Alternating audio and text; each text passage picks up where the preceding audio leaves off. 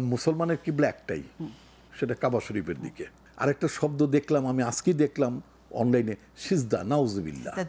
ছি। তারপর আরেকটা শব্দ বলেন, ওহি আসছে, নাউজুবিল্লাহ। এনসিপির বক্তব্য হচ্ছে হঠাৎ করে সরকার তাদের কিবলা পরিবর্তন করেছে।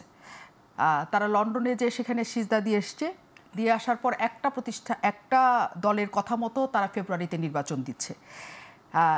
এইখানে যে অভিযোগটা তারা করছে, সেই অভিযোগের ভিত্তিতে কি উপদেষ্টাদের বিরুদ্ধে কোনো অভিযোগ আপনারা আনতে চান না, তাদের সাথে একটা সুসম্পর্ক রেখে সামনে নির্বাচন পর্যন্ত যেতে চান? ব্যাপারটা কি তেমন কিনা? প্রথম হচ্ছে, আমি একজন মুসলমান।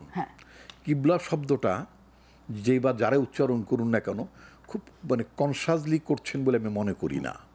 ঠিক আছে? কারণ মুসলমানের কিবলা একটাই, সেটা কাবা শরীফের দিকে। খুব খুব ক্লিয়ার কাট। কতগুলো শব্দ চয়নের ক্ষেত্রে প্রত্যেক মানুষকে খুব চিন্তা করা উচিত যে হোয়াট ইজ কিবলা।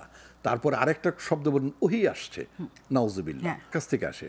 ওই একমাত্র পরম স্রষ্টা যিনি, সমস্ত সৃষ্টির স্রষ্টা যিনি, আল্লাহ রব্বুল আলামিনের তরফ থেকে একমাত্র ওহি আসে, অন্য কারো কাছ থেকে ওহি আসে না। না, কথাবার্তার মধ্যেও তো আপনি কথা বলতে, আপনার কি বলে, গর্হিত কথাবার্তা, ইমান বহির্ভূত কথাবার্তা আপনি বলতে পারেন না। আমি যে বিইং এ মুসলিম, আমি মনে করে এটা আমার নিজের নৈতিক দায়িত্ব মনে করি যে আমার এই স্পিরিটটাকে আফোল্ড করা এবং এটা জানানো, সেই জন্য আমি জানালাম। এই ওহি আসছে, কিবলা পরিবর্তন হয়েছে।